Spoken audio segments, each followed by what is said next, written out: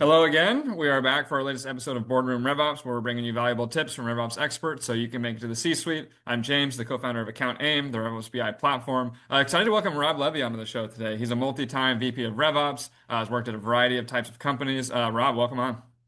Oh, great. Great to be here. Thank you. We're going to talk with one of my favorite topics. In fact, it's in the name of the show. We're going to talk about building trust with the board as we get into boardroom RevOps, actually. So, Rob, you have a lot of experience kind of in the boardroom, working with board members of the companies that you've led RevOps at. So excited to hear kind of your insight. But first, do you want to share kind of your brief background for folks? Yeah, thank you. And thanks for having me. I was listening to a couple of your podcasts on the treadmill the other day, and yeah, I guess I'm another one of your dinosaurs. So, been around for a while. Started in sales ops over 20 years ago, actually taking my first sales ops job by moving from the UK, where I had been working, to the US. Um, Been here ever since. Really in the early days, the first job I had in sales ops was with Nokia, and probably the biggest part of that was rolling Salesforce out to a bunch of probably 50 to 100 reps in the early days all around the world, very disgruntled about Salesforce because they were having to give up their trade secrets of all their contacts in their Rolodex and having to put them into Salesforce. That's such a funny friction. Like it kind of seems, in hindsight, that the rise of Salesforce was inevitable, but it maybe didn't feel that way at the time with people being very protective of their contacts. It certainly didn't, and forecasting in those days were very different. Um, I don't think I even knew the person in marketing, because they were doing something way different. Always had a relationship with finance for sure. Um, but yeah, the evolution of RevOps and multitasking and really working with all different elements that go to market is, yeah, it's been a great ride to actually watch that transform and see people working together rather than in friction. Yeah, you and Jeff, who I think made the dinosaur quote recently that you referenced, should write a book on the evolution of RevOps actually being in the seat, but Yeah. that'll be for another time. So let's get into it then and chat kind of like building trust in the boardroom as a RevOps leader, and maybe starting with like the inverse. Where do you think like RevOps folks and companies are kind of going wrong with that today? Communicating the state of go-to-market to the board, like through the annual board deck process or otherwise. It's a little bit like I said about sales and marketing, of collaboration or lack of collaboration. I think as PE companies and even VCs, who typically private companies report to, um, I think it's got easier as you've built a relationship with those folks on the board. And, for me, it's always been a mad scramble. The board meetings coming up, the exec team are panicking. What do we present? Typically, I've seen, 70 slides thrown together. Um, and then everybody ends up feeling a little uncomfortable because, it's like too much information for the board and not the right information. And there's this backwards and forwards going on. Um, so for me, one of the solutions and one of the things that has really helped me was speaking to my boss and saying, can I meet my incumbent, on the board side, the PE company's market analyst who, is sort of looking at a lot of different companies and asking or preparing the questions for their board. Hmm. And that's been super helpful of giving them an insight into your business. Sometimes a bit scary as well if you show them dashboards. But getting to have a relationship at your peer-to-peer level just helps tremendously because then everybody just gets a little bit more comfortable. Yeah, that's great. Tell me more about that. Like when you reached out, what was the goal that you stated to them on like the board side? Well, I would say, like, what is it that you're trying to get out of it? You obviously manage a number of companies. What is it that you consistently ask your Hmm. portfolio, and how can we prepare? And, inevitably, three things. Well, we want the financial performance of the company. And they say, those are the numbers. The CFO generally handles that. We want the health of the company. What is it that you're doing well and you're not doing well? And, give us the direction. Are you about to pivot? Do you need to pivot? Do you need to accelerate? Put your foot on the gas. And that I translated from, something a former boss of mine told me years ago is you need to focus on two things. How are we running the business and how are we growing the business? And, I thought about that for a while, run and grow. And running, I translated to productivity stuff. Are we getting the right leads into the funnel? Are we pushing stuff through the funnel? Are we converting pipeline into revenue? What are the productivity metrics of conversion for the sales force? That kind of stuff. But then growing the business was more the, almost the exciting stuff, the Mm. insights of the business. What's growing faster than another part of the business? Is it a product? Is it a geographic region? Can we expand? Do we need to contract? And that's kind of how I've framed it over the last few years. That's super helpful and kind of like clarifying. But tell me how we synthesize that because even across, company health and direction, there's a lot of things that can kind of live in there. Yeah. You mentioned the challenges of a 70 slide board deck already and how it could be too much information for the board. So how do we synthesize that into the things that are kind of most helpful from like a analytics or content perspective? Yeah, I can probably give you two examples. One for me, if I think of what are topics that helped me get visibility with the board, where the board was saying, okay, either great job done or we want to know more. I'd say the first one was forecasting, where consistency really matters. And the second was focusing on pipeline growth and conversion.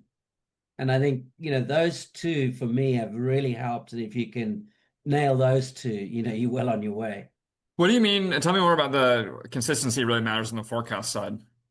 Yeah, so I've, certainly in the past, I've looked at forecasting, and I think everybody always talks about, predictability, consistency, forecasting accuracy. Well, for me, the process was, boiled down to be pretty simple, really. The board meeting tends to happen, about the third week of the new quarter for the prior quarter.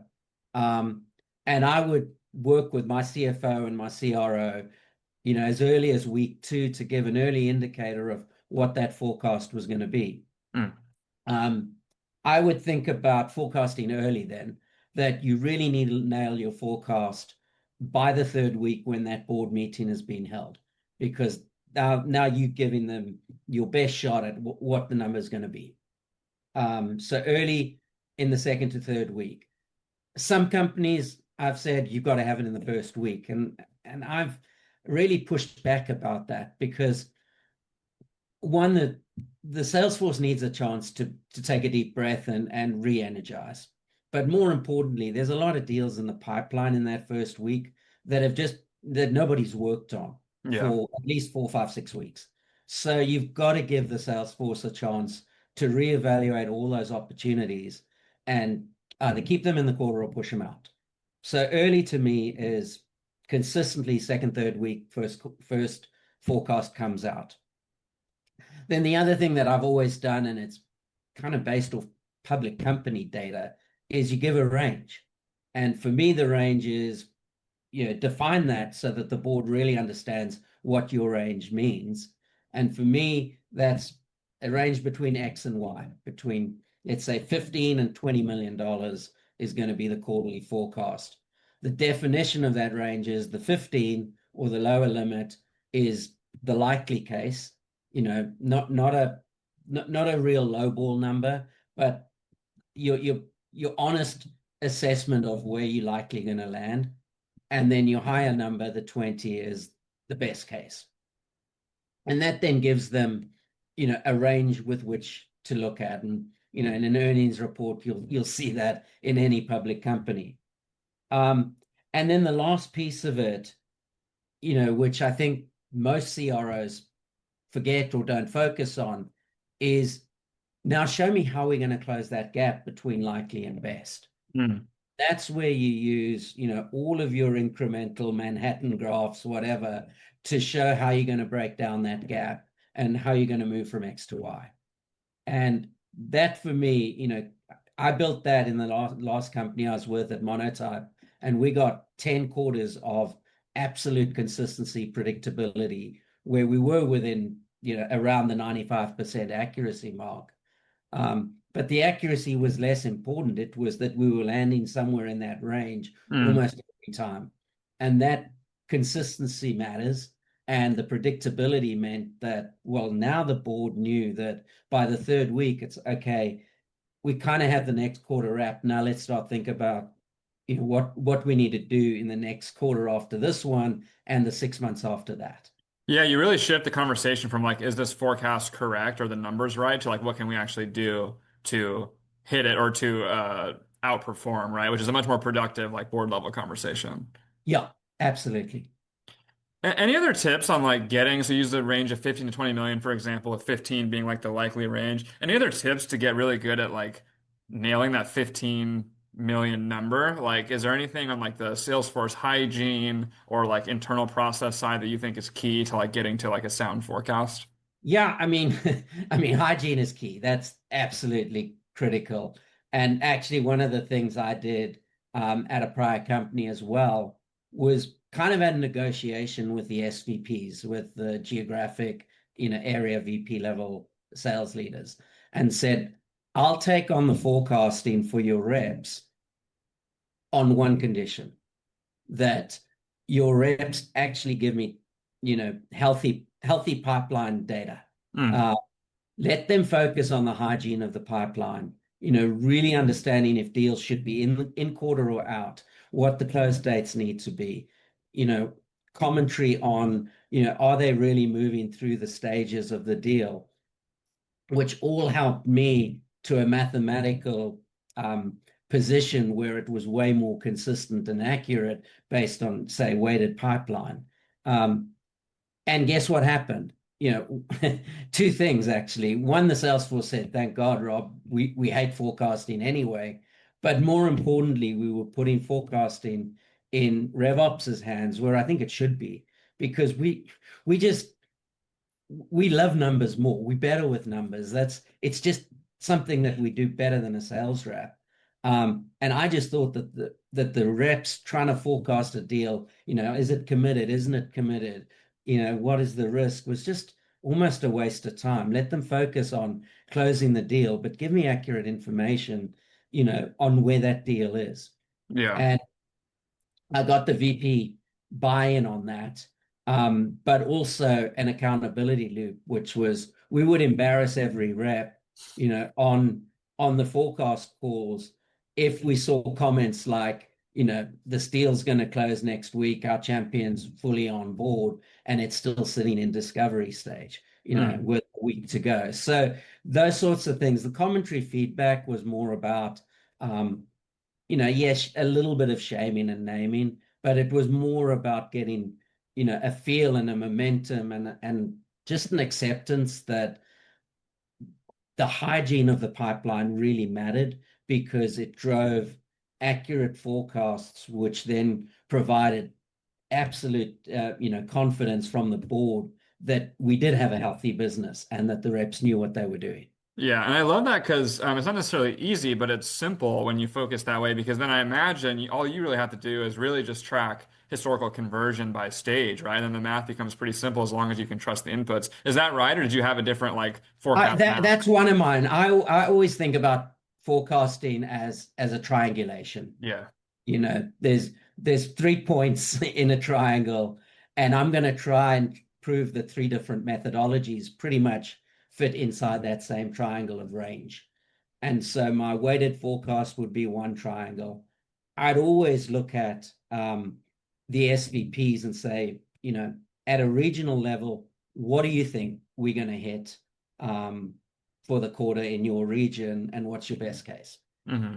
And so I'd add those up and get a triangulation. And I'd also not shame them and say, I'm not going to hold you accountable. I'm not going to tell the board that you, the America's VP, said you were going to do X. Hmm.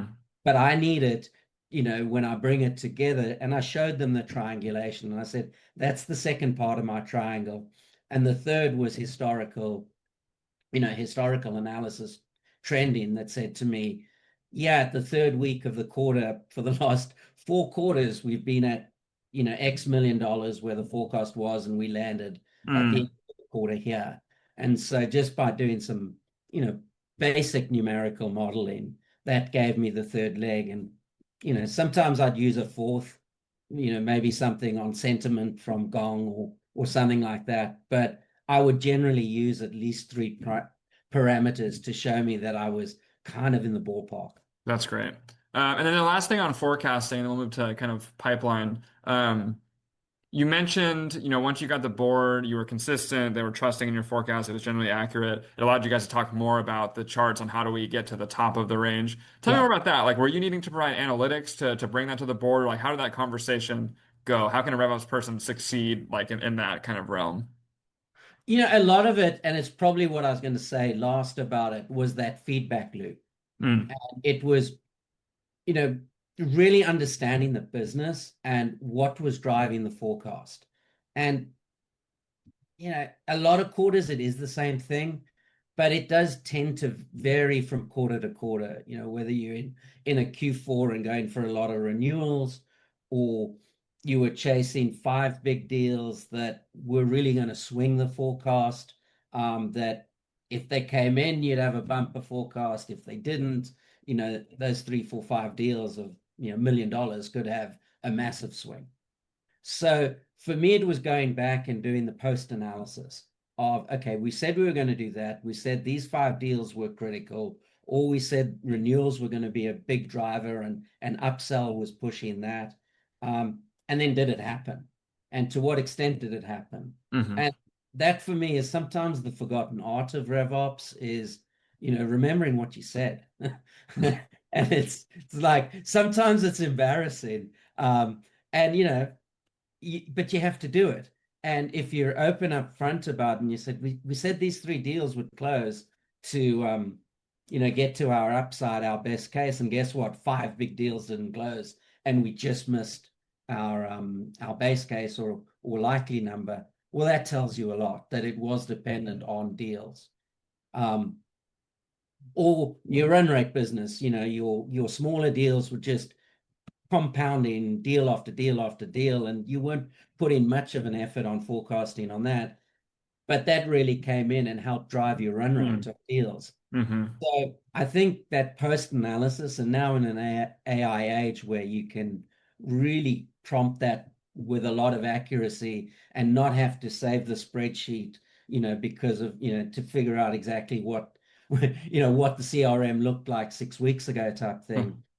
It's much, much easier to do that and actually do that post forecasting audit and test yourself and say, yeah, this is what we did well. And maybe we got a bit lucky, but okay, note to self, that worked. And this didn't work, and you move on from there. Yeah, definitely. I mean, this is actually a good segue too. You mentioned like the data snapshots of the CRM too. Big reason so many people come like to use account aim as well, because you actually being able to go back and see what you said and forecast and stuff is so critical, Yeah. especially as it leads to pipeline, which is kind of like the second major piece that you talked about here in terms of like really impactful board level content. So tell me, like, how are you using pipeline analytics, pipe conversion, and board meetings and communicating with board members?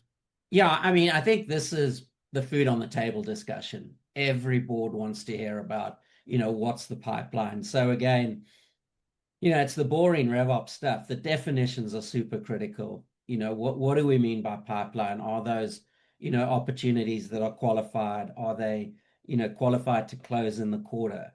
Um, all those types of definitions and what are we actually talking about really helps drive the conversation, and then the consistency on quarter to quarter. What does my pipeline look like? Yeah, is So that the for me, main? carry on. Sorry. Sorry. Is that the main difference between like the forecast is where pipeline is thinking more to outer periods versus the current quarter? Yeah, for sure. But for me, it also provides an early snapshot of what is that quarter looking like. Mm, So it actually, the first part of it does actually feed into the forecasting process. right. But what I've always done is day 10 snapshot of the pipeline. And when I've walked into a new job or a new consultancy, the CFO or the CRO would say, well, why are you doing that? I said, well, the pipeline is a living, breathing organism. It's always moving. Deals are going through a conversion, through the stages. Sometimes they come back, go forward again. They're coming in and out of the pipeline, being closed won, closed lost. It's a daily living, breathing organism. And until you start doing a snapshot, you don't really get a feel on, is that pipeline growing or isn't it? Mm. So for me, over call it 2, 3, 4, 5 quarters minimum, but I always like to work, 10 quarters back of history, and see what's happened over the last 10 quarters of that pipeline. And on the 10th day, pipeline sitting at $50 million this quarter. Well, okay, log that. And then next quarter, what's it looking like? And what I did was a very, very simple board level conversion metric that said, on our day 10 snapshots, this is what the pipelines look like in a dollar million, value quantity. And then very, very basic conversion said, and when we did that snapshot on the 3rd of what's this quarter, Q1, so 10th of January, we did the snapshot and we had 50 million. Well, as we closed this quarter, we finished at $20 million in bookings. 20 divided by 50 gave you a 40% conversion. And it would be, okay, so what? Nobody really cares about that number, because then the naysayers would say, yeah, but you're not doing apples with apples, because, the 20 million that closed didn't necessarily come from, that $50 million worth of pipeline. That's absolutely right. But now we do it over 10 quarters and we start to see a trend. And 50 million becomes 60, becomes 70, and whatever you booking against it in the quarter becomes a quasi conversion rate. And it was incredible. I showed this before we, we're up for sale at a PE company. And the conversion was remarkably consistent. Quarter over quarter over quarter.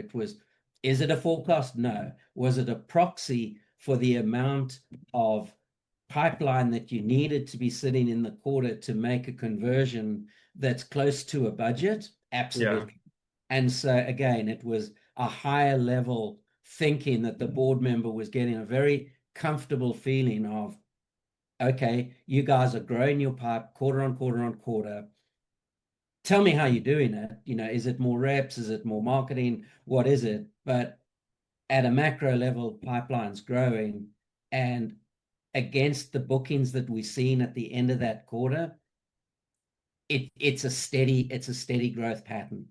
And again, it's call it pattern matching, call it trending, whatever. It's not a real metric, but boy, was it helpful. Yeah, I mean, you're essentially getting the like pipe coverage, right? With like true historicals. Is that fair? Yeah, the inverse of it is pipeline coverage. And certainly that's how we used it. I'm not a big advocate for saying, reps, you need 5x coverage, because I think every rep is different. But when you build it up to a fairly high level of total pipe, or new pipe versus renewals pipe, which was one of the ways I looked at it, that was a very, very clear indicator and helped me in the forecast, because I knew what the basic conversion was going to be, that, renewals typically converted at a higher dollar value if we're seeing, net retention, but also at a higher conversion rate. Yeah. And with a quicker sales cycle than new business. And does come back to the handshake agreement with the reps, right? That pipeline has to be quality, because I've seen so many times where pipeline soars because, someone just had an event and a lot of like low value ops are opened. But so if you have that kind of like agreement with reps, that it becomes all the more powerful. Yeah, exactly. So yeah, I just reiterate on those snapshots. They've helped me tremendously in my career. Yeah. You guys had been around before, because we struggled to get it right with Salesforce, and then in the early days of Clary and a lot of the intelligence tools, they couldn't get it right either because you were just juggling so much data on a, pipeline moving in and out. Yeah, it is crazy how hard it still is in a lot of Yeah. tools. But this has been awesome, Rob. We're nearly at time. But maybe just cap this all off for me. I think this was super informative. Bring this back to like RevOps career impact for me. Like you obviously, you climbed the ranks for VP RevOps at a number of great companies. Like, tell me more about how doing all of this well can like impact someone's career in RevOps, what they should be thinking Yeah. about. So again, that board level, you've been pulled in, help me present the deck.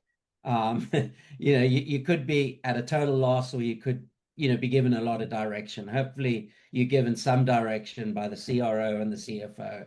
You've got a relationship going there. For me, the key takeaways is, less is definitely more. Mm, Uh, a board meeting, you know, typically lasts over 2, 3, 4 hours, but your little go-to-market segment, it might be a half-hour presentation of, maybe a little longer, but generally, if you present in more than 10 slides, you lost. mm, So if you can focus on 3, 4, 5 slides, have some backup data, sure, but if there's 3, 4, 5 slides that are always, regular features, well, you're doing well because those charts mean something, but you also condensing, the conversation down to the really important stuff. Um, Clarity over complicated. I think we all like to produce the chart that shows 6 different things going on at the same time. Um, and that's because we deepen the data and we understand it and it makes sense to me. I created it. What's wrong with you guys? um, Keep it super, super simple. One message on the chart, and even use the headline as the point you're trying to make. The trend, the upward swing, the beating, whatever that message is, make it the title of the chart. That really makes it simple, and don't put 6 complicated bullets next to a chart. So clarity over complication. Um, and then, honesty. You've got to balance the good, the bad with the ugly. It's it's just, you know, you're never going to get credible or believed if you're just presenting the good, or you're mm. taking a number and you're massaging it to look good. You've got to be honest. Yep, this didn't work, and this is why. Um, and then, as I said, as I've sort of been mentioning through this chat today, is find out what they care about. There's no better way to get good at board meetings than asking the PE company that's got a board member there, their analyst, what is it that your boss looks for? I haven't got relationships with the board members per se, but I sure do have a relationship with their equivalent of me, who they are asking all the questions to. Hmm. That's So great. I think it's those for me, that would be the 4 things that I think, really move you from just being a participant to actually helping drive the conversation. it's such good advice. And is it fair to say that, as you led productive board sessions, that the CRO then leaned on you more, maybe like, and future jobs came through folks you met like in board meetings, like did this all kind of come back to you, do you feel like in your career? Yeah, it absolutely, you you get humbled. You meet some incredibly smart people who ask questions, about data that you think you've absolutely nailed, and they ask you a question one level deeper that you never even thought about. So it's a tremendously humbling experience. But yeah, you meet smart people, and they give you a lot of credit. They actually, they may not say it to your face, but yeah, those meetings happen, connections happen, and yeah, you get a lot of credit from them, especially if you're giving them information that's helping them at the end of the Yeah, day. for sure. Awesome. Rob, sadly we're out of time. Thank you very much for giving us more insight into the boardroom, as is the name of the No, show. This was a lot of fun. that's awesome. Thank you for having me, James.